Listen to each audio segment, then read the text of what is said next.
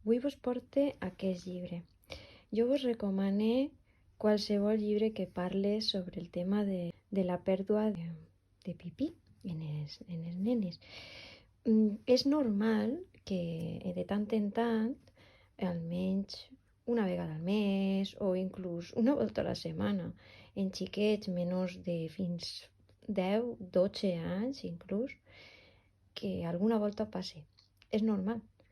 I hem de normalitzar-ho i no culpabilitzar els xiquets que es passi, xiquets i xiquetes, perquè és qüestió de maduresa. O sigui, no és per l'aprenentatge, que també pot ajudar, però és sobretot maduresa.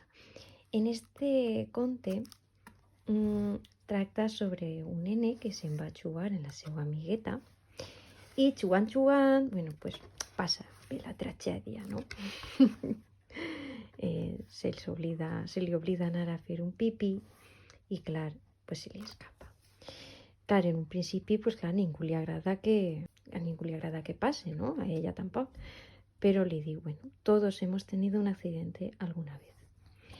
Realment s'ha comprovat que la pressió fa que encara tarden més a sentir-se segurs front a aquest control d'esfínters. I el que hem de veure quan llevar-los el bolquer és quan vegem que ells són conscients de que van a fer pipí. I bé, en la caca és un altre tema, és diferent, però també és maduratiu i se control. I també entren ahí diferents ports que poden tindre segons la sensibilitat de l'infant.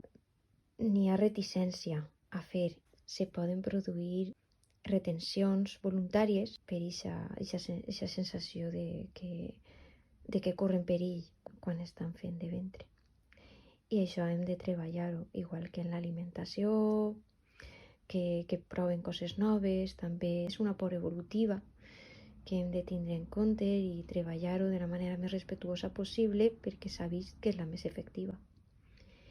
I bé, aquest és el missatge que transmet este llibre, que hem de ser respetuosos en els nens. ¿A què jugamos? També, ese diàleg que se produeix en els xiquets, jugar en tot tipus de joguets, perquè ella és xiqueta, ell és xiquet. Ostres, tots són vestidets i jo sóc un nene. No passa res, seguir jugant. Se pot treballar moltes coses.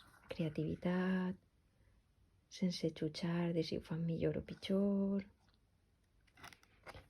que embruten, que té companyia, molt important. No deixen de ser mamífers i els mamífers per instint saben que el moment d'estar sentat ahí és un moment molt vulnerable. Per això ens acompanyen al bany. La higiene, els cossos, diferències entre xiquets i xiquetes, en el cos. Se pot treballar moltes coses en este conte. A mi em va agradar molt. Va ser també un regal d'una especialista, una educadora infantil, i bueno, tenim com un tresor.